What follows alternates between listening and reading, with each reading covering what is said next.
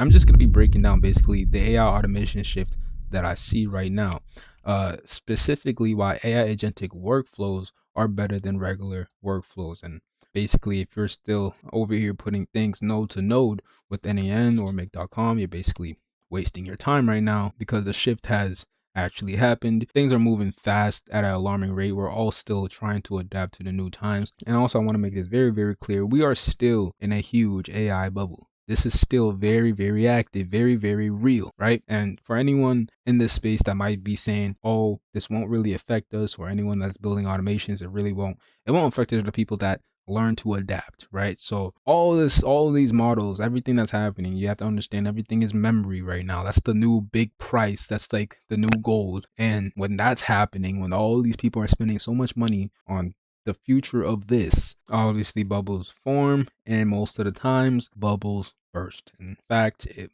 will most likely burst. And so are people really going to adapt to those times, right? So right now we're taking a step forward towards AI with AI agentic workflows, and the shift from regular workflows to agentic workflows. But anything could really happen. We could be taking 10 times steps backwards. So I really want to be breaking down exactly what's happening up to this point. And near the end of 2023 into 2024, you had to become the Zapier expert if you were in this AI automation space. That became the high demand gold mine. People who know how to do simple connections through platforms and demoed how the magic worked earned them the most attention, the most jobs, the most money, honestly. In late 2023, searches for AI-related services like AI chatbots and consultants grew up by 3,000% on Fiverr. And when you look at Fiverr, you see all these people with, Zapier, Make.com. You had a lot of people just plastering a bunch of stuff on there at that time if you were on it. By 2024, Upwork noted that automation in AI models, skills, and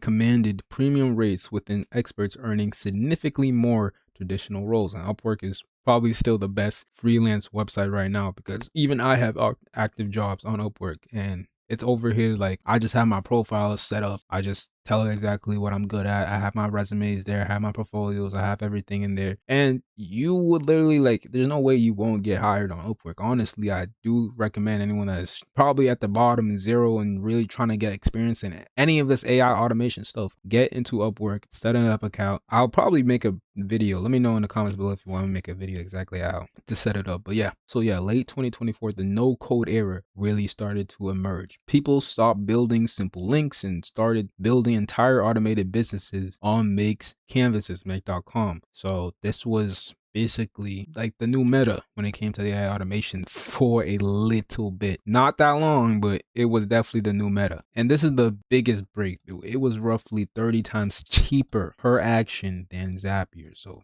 that's one thing that a lot of people took into play. Is it Zapier or Zapier? I don't know how you pronounce it, but that's what a lot of people took into play. Like, this thing is visually better, and this thing also costs less. So this was easily like the big rush. And a lot of people don't cover this up because it just happened so quickly. Like, this automation space happened so quickly, and it's still moving like fast. So the problem was it couldn't handle complex builds and was limited in access when it came to the platform. That was the biggest problem, which is then why NNN emerged in popularity due to its no-code architecture and endless building opportunities.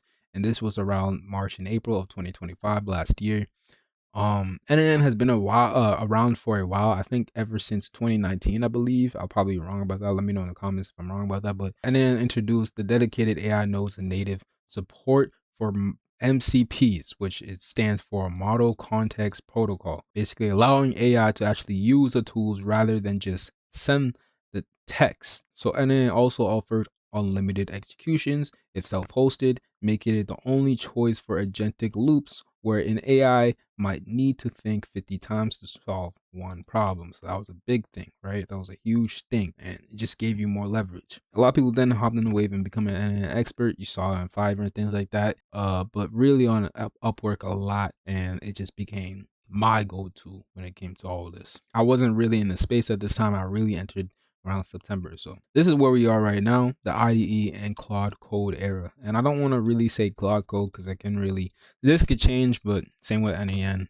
could change. Like, any of this things could change. It's not going to I don't even think we're going to be in this era for that long, honestly. But the IDE and Claude Code era literally just started. At this moment, I'll say the beginning of December is when it really shifted. Tools like Claude Code, which Claude Code was introduced in March of last year. Tools like Claude Code and AI-powered IDEs like Cursor or Anti-Gravity, the one I use, have started to replace the need for Canvas entirely for technical tasks. Instead of dragging a Slack node and a Near node onto a map, you tell Claude Code, monitor my repo and DM me on Slack if a PR fails. It writes the backend code to it, right? And this is when I really started looking at all this stuff with Claudebot and how that thing just started getting mad traction out of nowhere. Just out of nowhere, everyone's talking about Claudebot, and then you do more research on it, and then you see why it really started blowing up. If you know, you know. I'm gonna probably make a separate video on that, but this is the big shift in IDEs. If you look at Anti-Gravity, you can put your terminal in there to do Claude Code work or open code work. I recommend open code, not gonna lie. And then you have your LLM to the side, which is your assistant, essentially, which I treat it as my assistant. I don't treat it as the actual architecture or anything like that, the architect. And then on the left side, you have, all of your folders, your projects, all the code projects, things like that. I'm not a coder at all. I'm not a programmer. I have no experience in code at all. I was going to go for it in high school, but decided not to, and I went to a technical school. I just didn't want to. Straight up, didn't want to. And I want to show you guys this graph of the last 365 days roughly of what has happened. So if you searched up NAN and Claude Code, compare them both, you can see right here around June where you can see NAN clearly had the lead over Claude Code. Remember, Claude Code came out March. It didn't have that much traction. It was gaining traction, as you can see, but NAN was also gaining a lot of traction, and it was obviously out competing Claude Code. Now you can see right here, this is kind of where the split happened a little bit, but then everyone was kind of just on board. People, it was half at this time, honestly. And it was true. Like, people were kind of going half on Claude Code and this. So it wasn't really a big difference until Opus 4.5 came out. Opus 4.5, their latest model when it came to Anthropic's whole thing, it was just straight up magic. It felt like magic. I got addicted to it, just seeing everything just be solved. And so many people just started looking at this thing like, holy shit.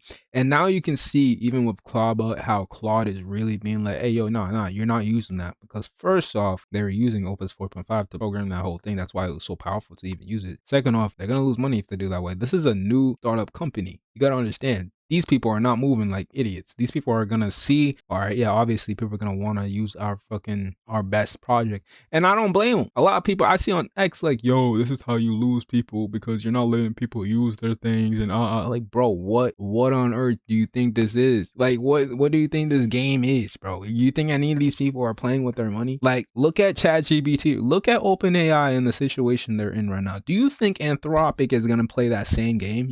They're in the same boat. I hope you know that. They're both losing money right now. Why on earth would they ever want some other thing that's trending out of nowhere when that's happening, right?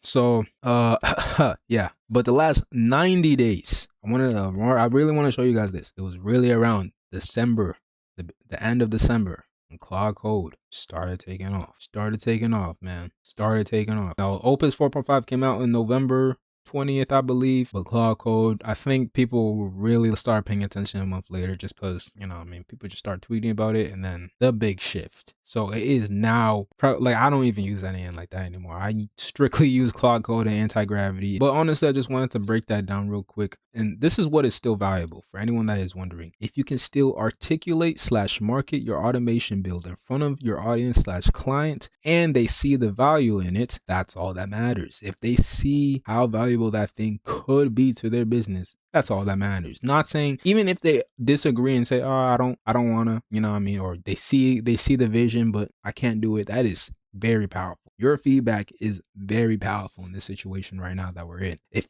they see it, then other people's will. It's that simple.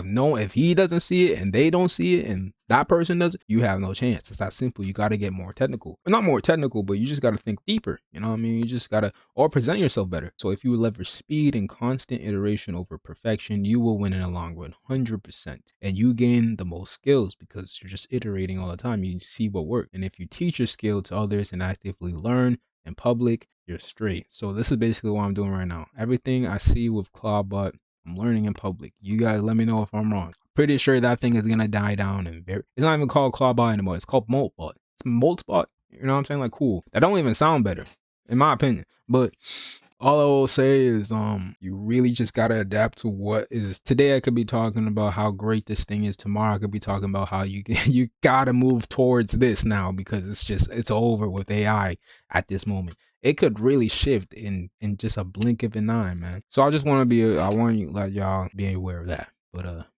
yeah, peace.